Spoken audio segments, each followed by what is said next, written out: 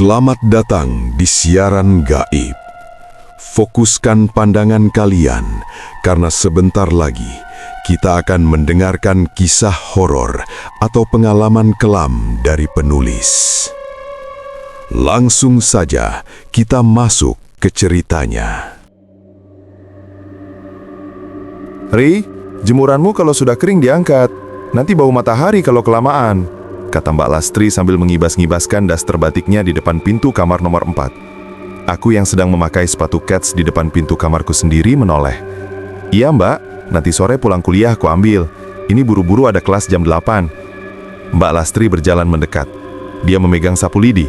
Sore jam berapa? Mendung itu lihat. Kalau hujan ya percuma kamu cuci kemarin. Aku mendongak ke arah langit dari lorong kosan yang terbuka. Langit memang sedikit abu-abu. Posisi kosan kami berada tepat di ujung jalan. Dari tempatku berdiri, aku bisa melihat lurus ke depan, ke sepanjang jalan aspal yang membelah deretan kos-kosan lain. Paling jam 3, Mbak. Memangnya Mbak Lastri tidak pergi? Mau ke pasar, ini makanya aku ingatkan. Itu punyamu ada yang jatuh satu, kaos kaki warna hitam, di dekat selokan depan. Mbak Lastri menunjuk ke arah gerbang besi hijau yang membatasi kos dengan jalan raya. Jatuh keluar gerbang? Tanyaku sambil berdiri. Tidak, di dalam, tapi mepet pagar. Cepat ambil sana sebelum keinjak-injak orang lewat, kata Mbak Lastri lagi. Dia mulai menyapu lantai semen yang kasar itu. Sret, sret, sret. Atu berjalan menuju gerbang. Jalanan di depan kosan ini sangat lurus. Kalau ada kendaraan dari arah sana, lampunya pasti langsung menyorot ke pintu kamarku kalau malam hari. Atu membungkuk, mengambil kaos kaki hitam yang tergeletak di dekat lubang selokan. Saat aku berdiri, Atu melihat Pak RT sedang berdiri di seberang jalan, tepat di mulut pertigaan. Dia hanya diam, memandang ke arah gerbang kosan kami. Pak RT, seruku sambil melambaikan tangan. Pak RT tidak membalas. Dia hanya mengangguk kecil sekali, lalu membalikkan badan masuk ke gang rumahnya. Ada siapa?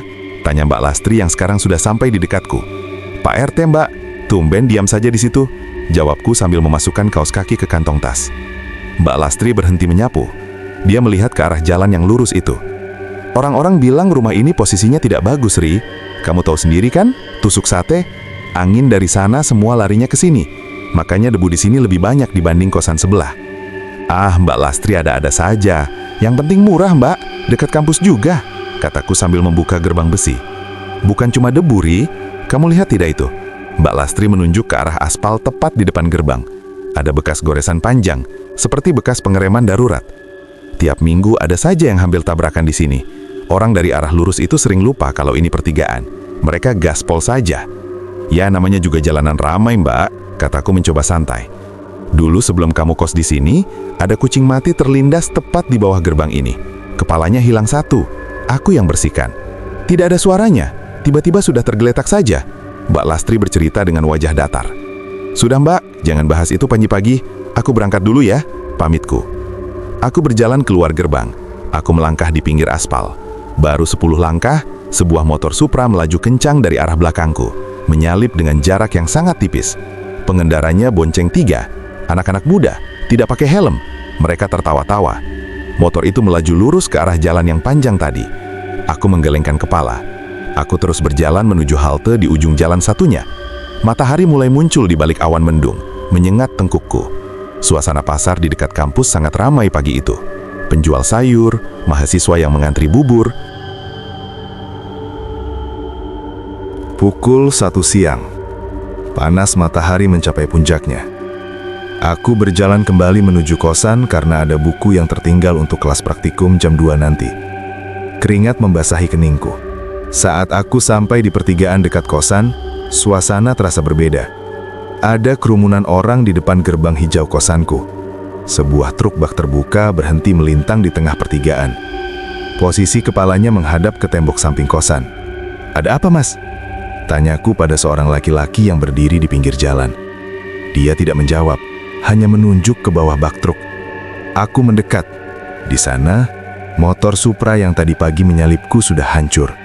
Rangkanya tertekuk menjadi 2. Ada 3 orang tergeletak. 2 orang berada di bawah kolong truk, tidak bergerak. Darah mengalir deras, mengikuti kemiringan aspal yang menuju ke arah lubang selokan kosanku. 1 orang lagi, seorang wanita berambut panjang, posisinya paling mengerikan. Tubuhnya terjepit di antara ban belakang truk dan tiang listrik tepat di depan pagar kos. Matanya terbuka lebar, menatap lurus ke arah gerbang kosanku. Dia tidak bersuara. Tidak ada rintihan. Tidak ada suara mesin truk yang menyala. Semuanya diam. Orang-orang di sekitar pun hanya menonton dalam keheningan yang mencekam. Aku masuk ke dalam kosan dengan tangan gemetar. Mbak Lastri berdiri di balik gerbang. Wajahnya pucat pasi. Dia memegang kain pel. "Mbak," panggilku lirih. Mbak Lastri menoleh perlahan. Dia menunjuk ke arah lantai semen di bawah jemuran. "Darahnya mengalir masuk ke sini, Rih, lewat bawah gerbang." Aku melihat ke bawah. Benar, cairan merah kental itu merayap pelan di atas semen, masuk ke area parkir motor kosan kami. "Sudah meninggal semua, Mbak?" tanyaku. Yang terjepit itu, dia menatapku terus dari tadi, Rih. Sejak kejadian 10 menit lalu, dia tidak berkedip. Tapi dia tidak bernafas, bisik Mbak Lastri. Aku memberanikan diri melihat ke arah gerbang lagi. Dari celah pagar besi, aku melihat wajah wanita yang terjepit itu. Jaraknya hanya 1 meter dari tempatku berdiri. Matanya yang hitam pekat mengunci pandanganku. Ada sisa rambutnya yang tersangkut di kawat pagar kosan kami. Polisi datang tak lama kemudian. Mereka mengevakuasi jenazah. Tidak ada suara sirine, entah kenapa. Hanya lampu biru yang berputar-putar. Aku masuk ke kamar, mengambil buku, lalu duduk di pinggir kasur. Jantungku berdegup kencang. Kamarku terasa sangat panas meski kipas angin menyala. Aku melihat ke arah ventilasi di atas pintu. Karena posisi kamar ini lurus dengan jalan, aku bisa melihat bagian atas truk yang masih dievakuasi di luar. Tiba-tiba, aku melihat sesuatu. Di atas lemari pakaianku yang terletak di sudut kamar, ada bayangan. Aku menoleh. Kosong. Hanya ada tumpukan kardus. Tapi saat aku melihat ke cermin di pintu lemari, aku melihat pantulan seorang wanita sedang duduk jongkok di atas lemariku. Dia memakai baju yang sama dengan korban kecelakaan tadi. Tubuhnya tertekuk patah ke arah kiri. Dia tidak berkeluar suara. Dia hanya duduk di sana, menunduk, melihat ke arah kakiku yang tidak memakai alas kaki. Aku terdiam kaku. Aku tidak berani bergerak. Aku memperhatikan pantulan di cermin itu. Wanita itu perlahan mengangkat kepalanya. Rambutnya yang berantakan menutupi sebagian wajahnya yang hancur di sisi kanan. Dia menatapku lewat cermin. Aku berdiri, hendak lari keluar. Namun saat aku memegang gagang pintu, aku melihat Mbak Lastri berdiri di luar melalui kaca jendela. Dia diam mematung menatap ke arah jalan raya. Aku membuka pintu. "Mbak Lastri!" panggilku. Mbak Lastri tidak menoleh. Dia tetap menatap lurus ke depan. Aku mengikuti arah pandangannya. Di tengah jalan raya yang sudah dibersihkan dari puing kecelakaan, di bawah terik matahari yang menyilaukan, aku melihat wanita itu lagi. Dia berdiri di sana, di titik aspal tempat darahnya tadi mengalir. Dia berdiri tegak, namun kepalanya miring secara tidak wajar hingga menyentuh bahu. Dia hanya diam di sana. Kendaraan yang lewat seolah menembus tubuhnya. Atau mungkin kendaraan itu memang tidak ada yang melintas saat itu. Jalanan sangat sepi dan hening. Aku kembali masuk ke kamar dan menutup pintu rapat-rapat. Aku duduk di lantai, membelakangi pintu. Aku tidak mau melihat ke arah lemari. Aku tidak mau melihat ke arah cermin. Tapi kamarku terasa semakin sempit. Aku melirik ke bawah tempat tidur. Di sana, di celah gelap antara lantai dan kasur, aku melihat sepasang mata. Tidak ada suara nafas. Tidak ada suara gesekan tubuh dengan lantai. Mata itu hanya diam, menatapku dari kegelapan di bawah tempat tidurku sendiri. Mata itu perlahan maju ke depan. Seiring dengan majunya wajah itu dari bawah kolong kasur, aku melihat kulitnya yang pucat dan penuh aspal yang menempel. Dia tidak membuka mulut. Dia hanya menatapku dengan tatapan kosong yang sangat tajam. Aku merangkak mundur sampai punggungku menabrak pintu. Di luar, aku melihat bayangan orang mondar-mandir di bawah celah pintu. Bayangan itu lewat berkali-kali, namun tidak ada suara langkah kaki di atas lantai semen. Tiba-tiba, jalanan yang sejuk itu berubah. Cahaya matahari yang masuk dari ventilasi meredup, seolah-olah ada seseorang yang berdiri menghalangi cahaya di luar sana. Aku mendongak. Di ventilasi yang sempit itu, aku melihat jari-jari tangan manusia yang pucat mencengkram lubang udara. Satu persatu jari itu muncul, diikuti oleh puncak kepala yang berlumuran darah. Dia mengintipku dari atas sana, dalam keheningan yang perfect. "Ri, kamu tidak mandi? Sudah jam 7 malam ini. Tadi sore kamu diam saja di dalam kamar," kata Mbak Lastri. Dia berdiri di depan pintu kamarku yang sedikit terbuka. Di tangannya ada sebuah baskom berisi pakaian basah. Aku menggeser dudukku di pinggir kasur. "Iya Mbak, ini baru mau ambil handuk. Tadi ketiduran sebentar." Mbak Lastri masuk satu langkah ke dalam kamarku. Dia memperhatikan sudut atas lemari pakaianku. "Kamu tadi membersihkan lemari. Itu ada bekas telapak tangan di debu bagian atas. Hitam-hitam, seperti bekas aspal." Aku menoleh ke arah yang ditunjuk Mbak Lastri.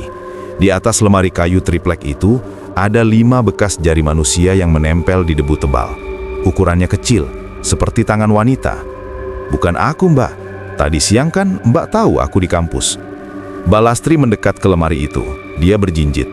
"Lalu siapa? Kosan ini kan kuncinya cuma kamu yang bawa. Masa ada orang masuk?" "Mungkin Mbak tadi yang bersih-bersih," tanyaku sambil menarik handuk dari gantungan. Mbak Lastri menggeleng cepat.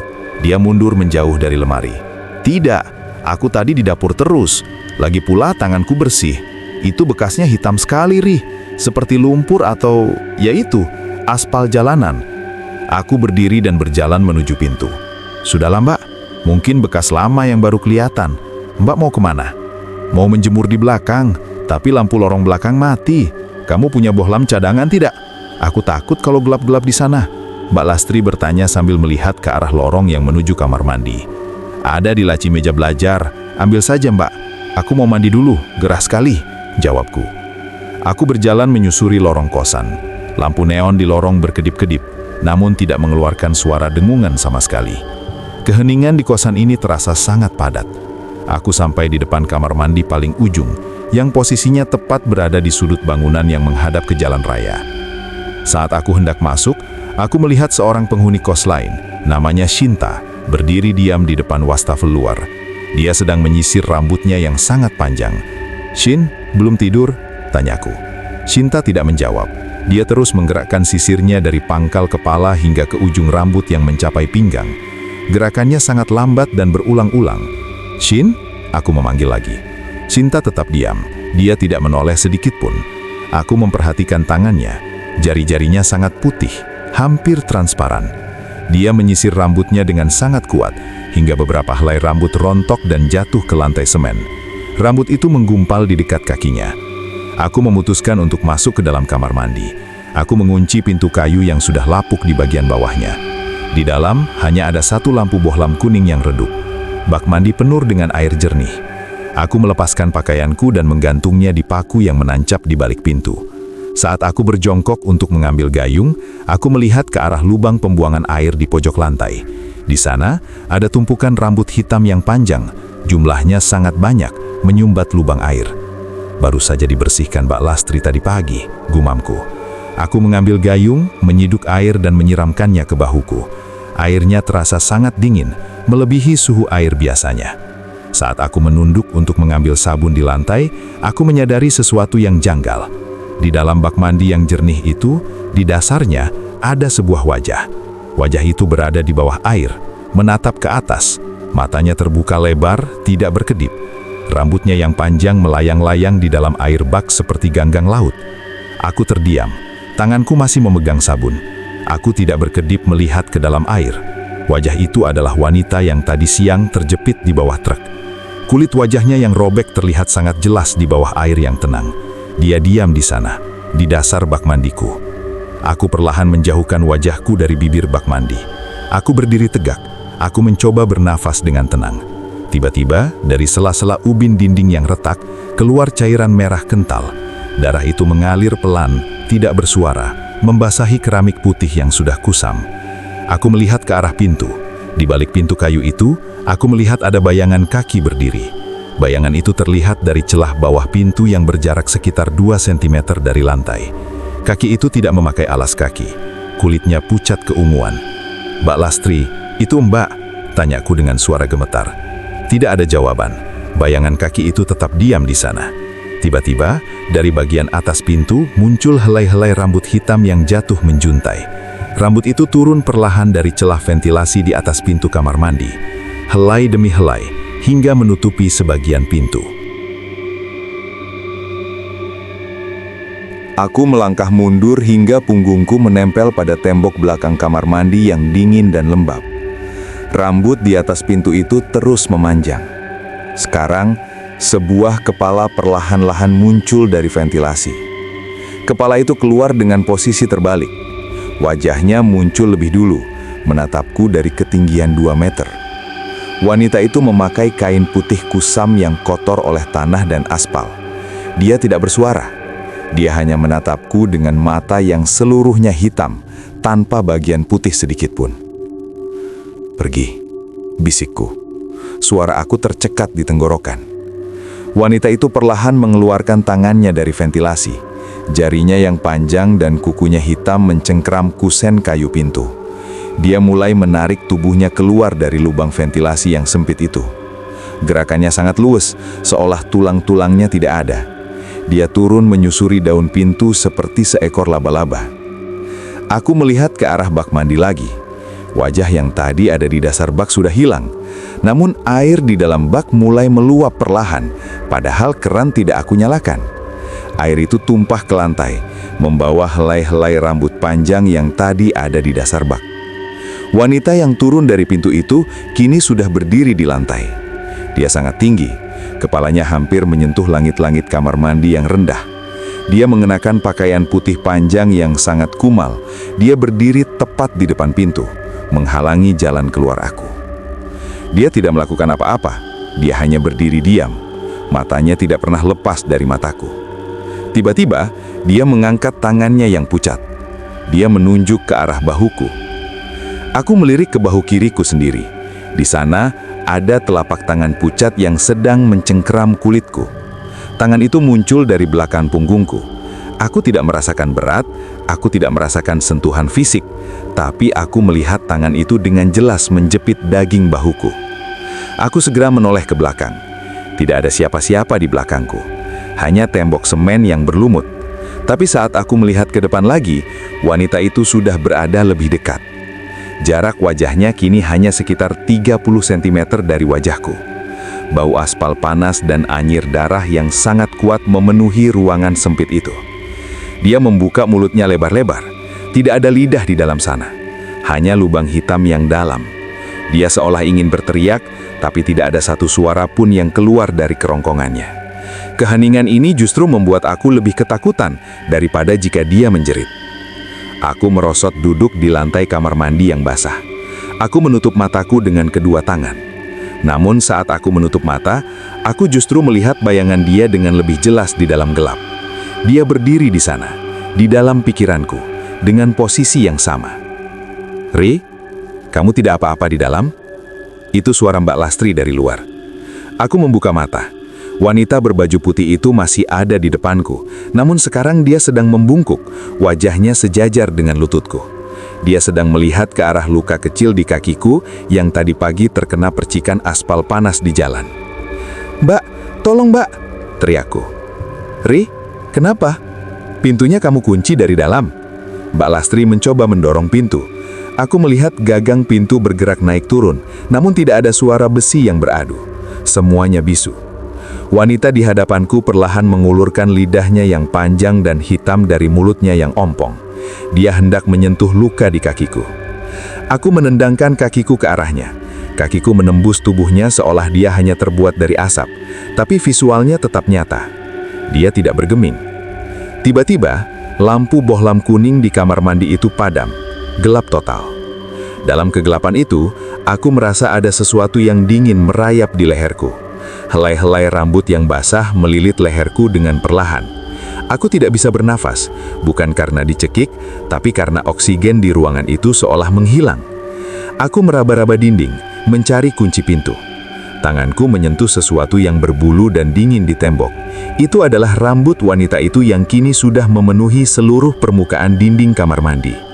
Saat tanganku akhirnya menemukan grendel pintu, aku menariknya kuat-kuat. Pintu terbuka. Aku terjatuh keluar, ke lantai lorong yang remang-remang. Mbak Lastri berdiri di sana memegang bohlam lampu. Dia menatapku dengan heran. "Kamu kenapa, Ri? Sampai jatuh begitu? Mandi kok belum selesai sudah keluar?" Aku menoleh ke dalam kamar mandi yang gelap. Kamar mandi itu kosong.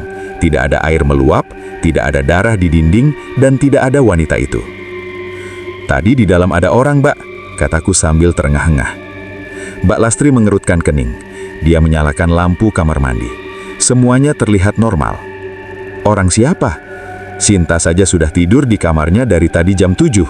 Ini baru jam setengah 8. "Tadi Sinta ada di wastafel, Mbak. Dia menyisir rambut," kataku meyakinkan. Mbak Lastri menggeleng. "Sinta itu pulang kampung tadi sore jam 4, Ri. Dia pamitan padaku, mau ke Solo. Kamarnya dikunci dari luar. Kamu lihat sendiri itu gemboknya." Aku menoleh ke arah kamar Sinta di seberang wastafel. Benar, ada gembok besar menggantung di sana.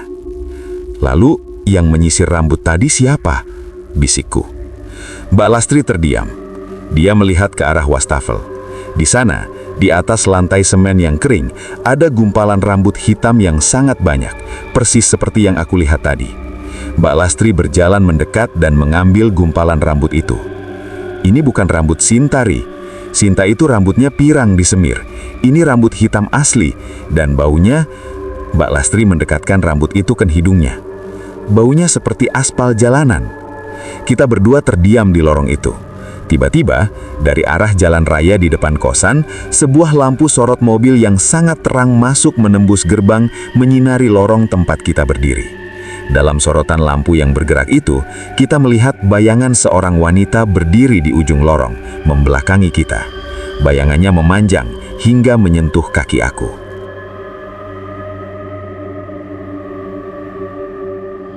"Ri, jangan melamun terus. Dimakan itu nasi gorengnya. Keburu dingin nanti berminyak," kata Mbak Lastri. Dia duduk di kursi plastik depan kamarku. Tangannya sibuk memetik tangkai cabai ke dalam cobek. Aku duduk di ambang pintu, memegang piring kaca yang masih hangat. "Tidak nafsu, Mbak. Rasanya mual sekali sejak tadi mandi. Bau aspal itu tidak hilang-hilang dari hidungku." Mbak Lastri berhenti memetik cabai. Dia menatapku lurus-lurus. "Itu karena kamu terlalu banyak pikiran. Kamu lihat tidak tadi pagi pas polisi angkat jenazahnya? Salah satu kakinya itu putus, Ri. Sampai sekarang belum ketemu. Kata Pak RT mungkin terbawa ban truk yang jalan terus itu." "Kenapa Mbak Lastri malah bahas itu sekarang? Aku mau tidur malah dibahas yang begitu," kataku sambil meletakkan piring di lantai semen. Aku tidak menyuap nasi itu sama sekali. "Bukan apa-apa. Tadi aku lihat di bawah gerbang ada bekas seretan. Panjang sekali, masuk ke bawah parkiran motor. Aku kira kucing, tapi tidak ada badannya. Cuma bekas seretan hitam." Mbak Lastri melanjutkan bicaranya sambil mulai mengulek cabai. Gerakan tangannya teratur, naik turun, tapi tidak ada suara gesekan cobek yang terdengar di telingaku. Semuanya sunyi. Aku memperhatikan gerakan tangan Mbak Lastri. "Mbak, ulekan itu kenapa tidak ada suaranya?" Mbak Lastri menatap cobeknya, lalu menatapku. Dia tersenyum tipis. "Mungkin telingamu yang kemasukan air tadi pas mandi. Sudah, masuk sana, tidur. Lampu teras ini aku matikan saja ya, biar tidak mengundang laron." "Jangan, Mbak, biarkan menyala.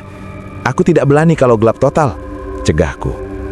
"Listrik mahal, Ri. Pemilik kosan besok datang. Kalau dia lihat lampu menyala semalaman di lorong, nanti kita ditegur lagi." Mbak Lastri berdiri, membawa cobeknya. Dia berjalan menuju dapur umum di ujung lorong. Aku masuk ke dalam kamar. Aku mengunci pintu dan memastikan grendelnya sudah masuk sempurna. Aku tidak berani melihat ke arah cermin lemari lagi. Aku langsung naik ke atas kasur, menarik selimut tipis berwarna biru itu sampai ke dada. Lampu kamarku tetap aku biarkan menyala. Cahaya bohlam putih itu menerangi setiap sudut ruangan, memberikan sedikit rasa aman. Aku menatap langit-langit kamar yang terbuat dari triplek. Ada noda bekas bocor di sudut kanan yang membentuk pola tidak beraturan. Aku mencoba memejamkan mata. Bayangan wanita di jalan tadi terus muncul. Aku membayangkan posisi kepalanya yang miring. Aku membayangkan tangannya yang mencengkram ventilasi. Perlahan, rasa kantuk mulai datang. Kesadaranku mulai kabur. Aku merasa tubuhku menjadi sangat ringan, lalu tiba-tiba menjadi sangat berat. Seolah-olah kasur di bawahku melesap turun ke lantai. Aku terbangun. Mataku terbuka lebar, tapi tubuhku tidak bisa digerakkan sama sekali. Aku mencoba menarik napas, tapi dadaku terasa seperti dihimpit oleh sebongkah batu besar. Aku tetap sadar. Aku bisa melihat sekeliling kamarku dengan sangat jelas. Lampu masih menyala. Di ujung kakiku, di atas sprei, aku melihat ada kerutan kain yang bergerak. Perlahan, sesuatu muncul dari balik tumpukan selimut yang teronggok di lantai. Itu adalah jari-jari tangan yang sangat panjang, berwarna abu-abu pucat. Satu persatu jari itu mencengkram pinggiran kasurku. Wanita itu muncul lagi. Kali ini dia merangkak dari arah bawah kaki. Dia bergerak seperti hewan. Kedua tangan dan kakinya menekuk ke arah yang salah. Dia naik ke atas kasurku tanpa membuat sedikit pun guncangan pada pegas kasur. Aku tidak merasakan berat tubuhnya, tapi aku melihat dengan nyata bagaimana kain sprei itu tertekan di bawah telapak tangannya. Dia merangkak maju hingga wajahnya berada tepat di atas perutku. Rambutnya yang panjang dan basah menjuntai, ujung-ujungnya menyentuh leherku. Aku merasakannya, dingin, seperti menyentuh es yang mencair. Dia menatapku. Matanya yang hitam pekat itu berjarak hanya beberapa senti dari mataku. Aku ingin berteriak, tapi lidahku kaku, mulutku terkunci rapat. Aku mencoba menggerakkan jari telunjukku, tapi tidak ada respon dari syarafku. Aku terjepit di antara dunia nyata dan kelumpuhan tidur. Tiba-tiba, wanita itu mengangkat kepalanya sedikit. Dia menatap ke arah langit-langit, tepat di atas wajahku. Dia diam membatu dalam posisi itu selama beberapa menit. Aku mengikuti arah pandangannya dengan bola mataku yang hanya bisa bergerak terbatas. Di langit-langit kamar, tepat di atas hidungku, ada seekor cicak. Cicak itu berukuran cukup besar, berwarna coklat gelap. Cicak itu diam, tidak bergerak sama sekali, seolah-olah dia juga sedang memperhatikan apa yang terjadi di bawahnya. Wanita itu perlahan membuka mulutnya, lidah hitamnya yang panjang keluar lagi, bergerak perlahan menuju ke arah cicak itu. Aku bisa melihat urat-urat di lidah itu yang berdenyut-denyut. Lidah itu memanjang, melewati wajahku, naik menuju langit-langit. Saat lidah itu hampir menyentuh si cicak, aku mengerahkan seluruh kekuatanku. Aku berseriak di dalam hati dengan sangat keras. Jantungku berdegup sangat kencang hingga telingaku berdenging. Seketika, tubuhku tersentak. Aku bisa bergerak lagi. Aku langsung terduduk di atas kasur dengan nafas memburu. Keringat dingin mengucur deras di punggungku. Aku menoleh ke sekeliling kamar dengan panik. Kosong, tidak ada wanita itu. Tidak ada kerutan di sprei. Pintu masih terkunci. Lampu masih menyala terang. Hanya mimpi, hanya ketindihan. Bisikku pada diri sendiri. Suaraku parau. Aku menghapus keringat di dahi. Aku mencoba mengatur napas. Kejadian tadi terasa sangat nyata hingga aku masih bisa merasakan sensasi dingin di leherku. Aku kembali menatap langit-langit kamar untuk memastikan bahwa itu benar-benar hanya halusinasi saat tidur. Mataku terpaku. Di sana, di titik yang sama persis seperti yang kulihat saat aku tidak bisa bergerak tadi, seekor cicak coklat besar sedang diam mematung. Posisinya tidak bergeser 1 milimeter pun. Aku memperhatikan cicak itu. Tiba-tiba, di sekitar tubuh cicak itu, muncul bekas basah melingkar di triplek, seolah-olah ada sesuatu yang baru saja menjilat area tersebut. Bekas itu berbentuk panjang dan melengkung, persis seperti bentuk lidah yang aku lihat dalam kelumpuhan tidurku tadi. Aku berdiri di atas kasur, mendekatkan wajahku ke langit-langit untuk melihat lebih jelas. Bekas basah itu perlahan menguap, namun menyisakan bau anyir yang sangat tipis. Cicak itu tiba-tiba bergerak cepat, merayap masuk ke celah ventilasi di atas pintu. Aku terdiam di atas kasur. Jika cicak itu nyata dan berada di sana, berarti apa yang aku lihat tadi bukan sekadar mimpi. Wanita itu benar-benar ada di sini, di atas tubuhku. Aku turun dari kasur dengan kaki yang masih lemas. Aku berjalan menuju meja belajar untuk mengambil air minum. Saat aku meraih botol minum, aku melihat ke arah cermin kecil yang berdiri di atas meja. Di dalam cermin, aku melihat pintu kamarku, dan di depan pintu itu, di sisi dalam kamar, berdiri seorang wanita dengan baju putih kotor. Dia membelakangiku. Rambutnya yang panjang menutupi seluruh punggungnya. Aku tidak berani menoleh secara langsung. Aku hanya menatap melalui cermin. Wanita itu perlahan memutar tubuhnya, bukan badannya yang berputar, tapi kepalanya. Kepalanya berputar 180 derajat ke belakang hingga wajahnya menghadap ke arahku, tapi bahunya tetap menghadap ke pintu. Dia menatapku dengan mata hitamnya. Kali ini, dia mengangkat satu tangannya. Di telapak tangannya, ada sesuatu yang hancur dan berdarah. Itu adalah bagian dari kaki manusia yang tadi siang hilang dalam kecelakaan. Dia menyodorkan potongan kaki itu ke arah cermin, seolah-olah ingin memberikannya kepadaku. Aku mundur hingga menabrak lemari. "Mbak Lastri, Mbak!" teriakku. Tidak ada suara dari luar. Lorong kosan yang biasanya berisik dengan suara kipas angin atau langkah kaki penghuni lain kini sunyi senyap. Aku meraih gagang pintu, mencoba membukanya, tapi gagang pintu itu terasa sangat panas, seperti logam yang baru saja dibakar. Aku melepaskan gagang pintu itu. Aku melihat telapak tanganku memerah. Di permukaan gagang pintu yang mengkilap, aku melihat pantulan wajah wanita itu lagi. Dia sekarang berada tepat di belakangku. Nafasnya yang dingin terasa meniup tengkukku, meskipun aku tidak mendengar suara hembusan nafasnya sedikit pun. Sekian siaran malam ini dari Siaran Gaib. Jika kamu menyukai cerita horor dan pengalaman mistis, jangan lupa kembali di episode selanjutnya. Karena tidak semua yang gaib ingin tetap tersembunyi.